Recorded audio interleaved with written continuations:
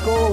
Waalaikumsalam. Kang Sadad aman, Kang? Siap, alhamdulillah. Aduh, ini sibuk, Kang? Ya, lagi ngecek gudang. Ngecek gudang ini berarti gudang apa, Kang? Ini gudang untuk penyimpanan sementara lobster sebelum dikirim ke Jakarta. Oh, diambil dari laut, simpen di sini gitu.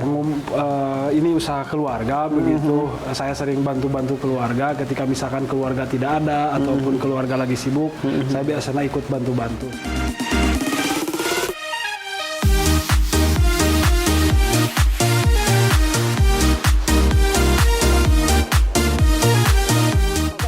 Hoyong ngobrol, hoyong berbincang lah dengan Akang, ingin membahas berbagai dengan Akang, mungkin tiasa. Tiasa, enggak. Oke, siap. Di mana anaknya? Di rumah. Oke, siap.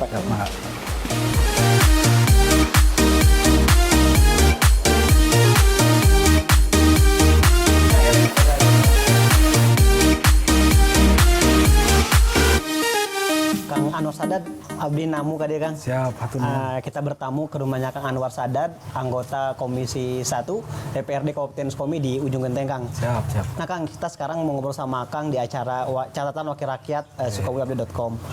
Kita sudah banyak mengenal Akang sebagai politikus yang berangkat dari kelompok santri. Tapi kita ingin tahu bagaimana perjalanan Akang memulai ini. Jadi, saya ingin bertanya dari awal mungkin, bagaimana Akang dilahirkan waktu itu dan hingga sekarang menjadi seorang Kang Anwar Sadad gitu kan? Pertama saya lahir memang sejak kecil karena orang tua saya punya pesantren, ya akhirnya saya secara pribadi memang ketika hari ini menjadi anggota DPRD memang nggak jauh dari pesantren seperti itu. Tidak jauh dengan pesantren ketika hari ini banyak para santri, para ajengan ketika bergaul di luaran lah begitu ya, banyak para kiai, para ajengan. Saya sudah tidak heran lagi, baik itu misalkan ketika hari ini ada ajengan atau ada kiai yang marah-marah pun ke saya sudah terbiasa seperti itu. Karena sudah dari kecil dididik seperti itu, Ya, Kang ya. ya. Jadi Akang lahir di mana dan waktu itu orang tua seperti apa mendidik Akang? Saya lahir, sebenarnya saya lahir di luar lah. Karena pas waktu itu ibu dan bapak saya sedang menunaikan ibadah haji, saya lahir di Tanah Suci Mekah. Wah, spesial Kang. Iya. Ternyata Kang harus lahir di sana. Nah, dulu mungkin belum ada larangan tentang hal itu, dan ibadah haji dulu itu agak lama begitu. Saya lahir di sana sebenarnya. Lahir di Mekah berarti ya? Iya. Di Arab Saudi ya? Iya. Kalau masa kecil berarti lalu pindah pulang ke Arab pas waktu Saudi? itu langsung pulang aja biasa seperti ibadah haji biasa langsung pulang. Cuma memang agak repot begitu kan karena bawa bayi di sana bawa bayi begitu. Pas pulang harus bawa bayi begitu karena ada mekanisme tertentu yang harus ditempuh seperti itu. Berarti kecil sekolah SD SMP di mana Kang? SD saya di Waluran, di SDN Tegalega Cimolak Waluran, dan meneruskan di SMP-nya juga di SMPN 3 Ciracap dulu mah, karena dulu Waluran masih masuk ke Kecamatan Ciracap, sekarang menjadi SMPN 1 Waluran. Waluran, oke. Ya. Nah, Kang, sejak kecil kan Akang hidup di lingkungan keluarga santri lah. Ya. Apa nilai yang paling Akang ingat hingga hari ini, mungkin pesan orang tua tentang nilai-nilai santri itu Akang tanamkan hingga saat ini gitu? Yang pertama soal akhlak dan budi pekerti begitu ya. Ya. Soal akhlak, moral begitu, kita jangan membeda-bedakan orang, kesederhanaan, seperti itulah kehidupan santri begitu. Misalkan ketika hari ini saya kebetulan beberapa bulan yang lalu kedatangan kiai menyampaikan pesan terhadap saya, ketika ada tamu kita jangan sampai membeda-bedakan, oh ini orang penting, orang ini bukan. ini orang bukan, apakah ini pendukung kita atau bukan, itu jangan dibeda-bedakan. Tetap kita memperlakukan sama, iya, apalagi tamu sama, gitu. karena beliau menyampaikan begini ke saya, dulu Nabi Ibrahim itu punya kebiasaan ketika ada tamunya suka menjamu tamunya. Nah, tapi suatu saat Nabi Ibrahim itu ditegur oleh Allah Subhanahu wa taala. Kenapa demikian? Karena katanya Nabi Ibrahim itu pas waktu kedatangan tamunya tersebut suka memberikan makanan begitu, suka menjamu tamunya itu, tetapi punya kebiasaannya itu, apakah kamu menyembah Allah, kata Nabi Ibrahim itu begitu, ditanya dulu begitu. Ternyata pas waktu yang tamu tersebut ternyata orang Majusi begitu. Nah akhirnya oleh Nabi Ibrahim pas waktu itu, ya udah kamu jangan ikut makan dengan tamu-tamu saya yang lain. Oh, dibedakan begitu. Akhirnya oleh Allah Allah pas waktu itu mengutus malaikat wahyu terhadap Nabi Ibrahim. Oh, kamu itu kenapa membeda-bedakan makhluk kami, kata Allah, sedangkan dia itu sudah hidup 70 tahun.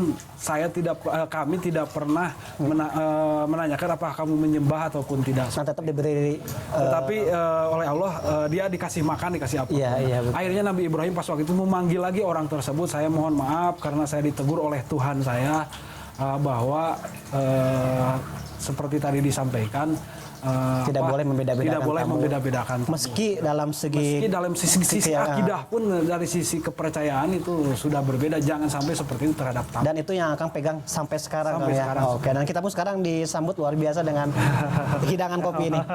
Ya kan tadi berangkat dari sekolah SD SMP itu kan di Walura. Nah, Ya. perjalanan akan menjadi santri dalam pendidikan keagamaan itu mulai kapan dan di mana, Kang?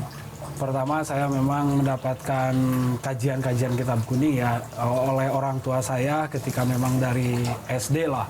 Dari SD kitab-kitab dasar seperti itu. Terus yang selanjutnya ketika SMA saya memang pindah lah keluar dari Waluran ini ke Sukabumi, yaitu di Kadu Dampit di Pondok Pesantren Darussipa Alfitroh Yaspida Sukabumi.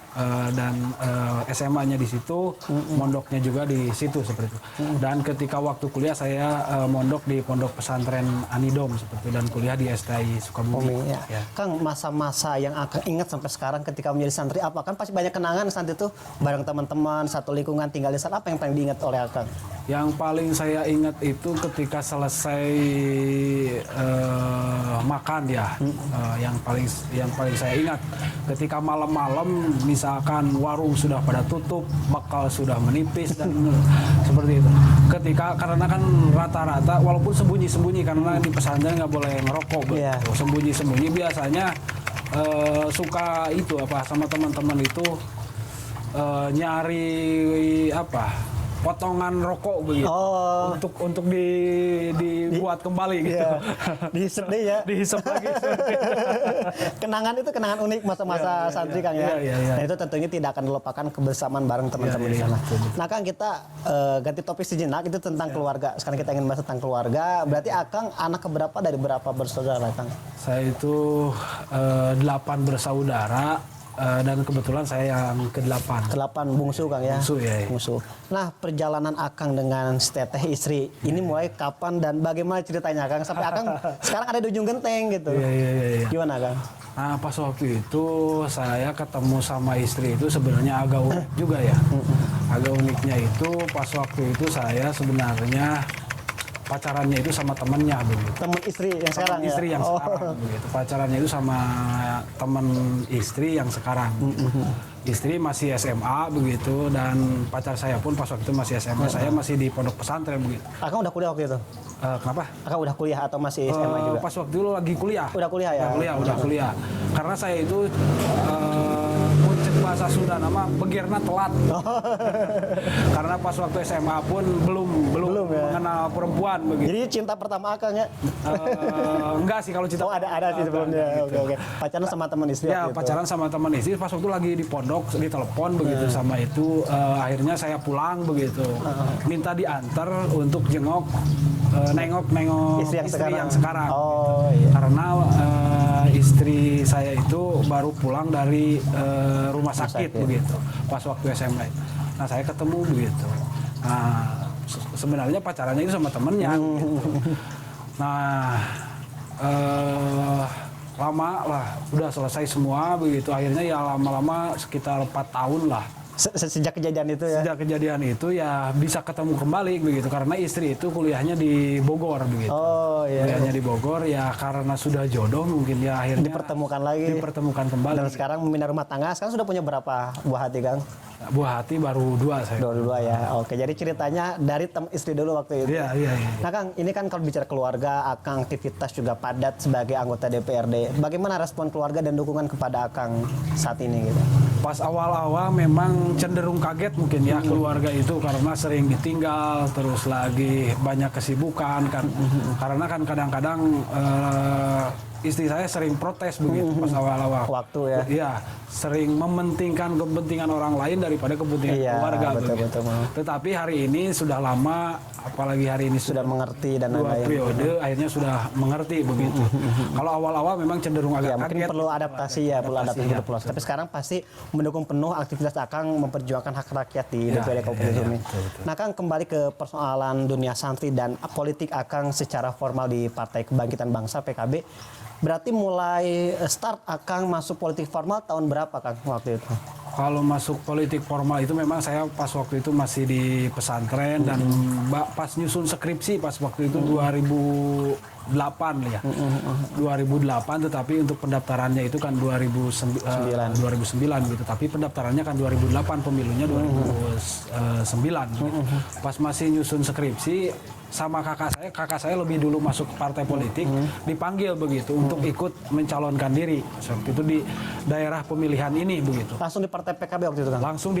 Langsung di PKB begitu. Dan kebetulan keluarga saya di pesantren sudah afiliasi politiknya sudah ke PKB seperti itu. Nah, akhirnya masuk, ikut dicalonkan. Saya pun pas waktu itu sama sekali tidak melakukan kampanye. Iya, karena pertama juga mungkin ya. Pertama juga begitu. Saya pun baru belajar dan memang cukup tertarik juga begitu karena cenderung di pesantren dan kuliah itu kadang-kadang saya di pesantren kok ngaji ini sulit banget. Iya. Nah, kan menemukan bidang lain tanda petik yang mungkin bisa lebih menjadi passion Akang di sana. Iya.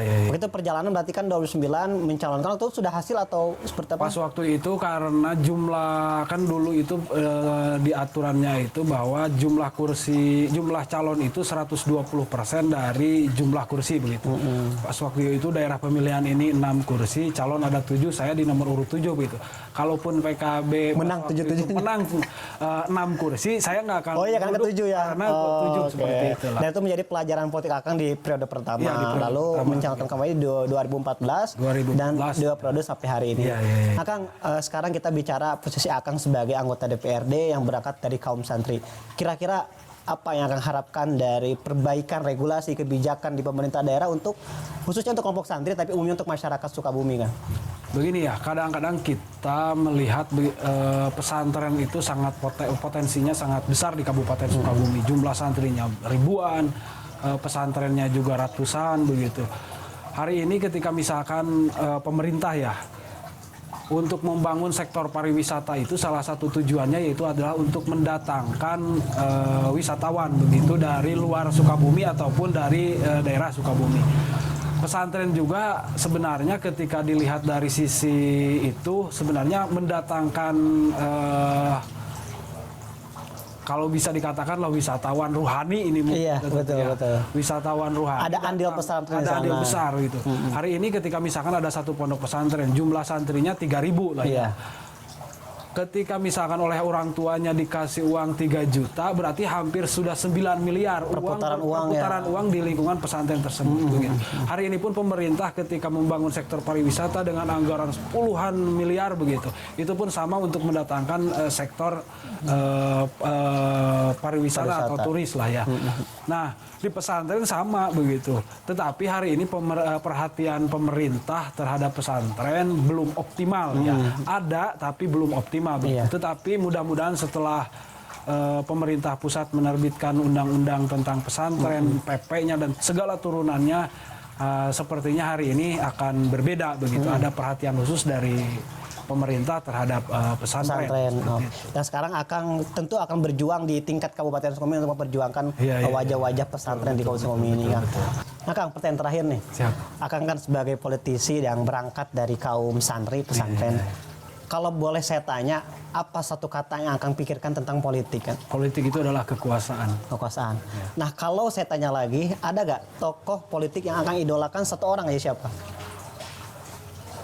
Gus Dur tentunya. Gus Dur. Kenapa, Kang?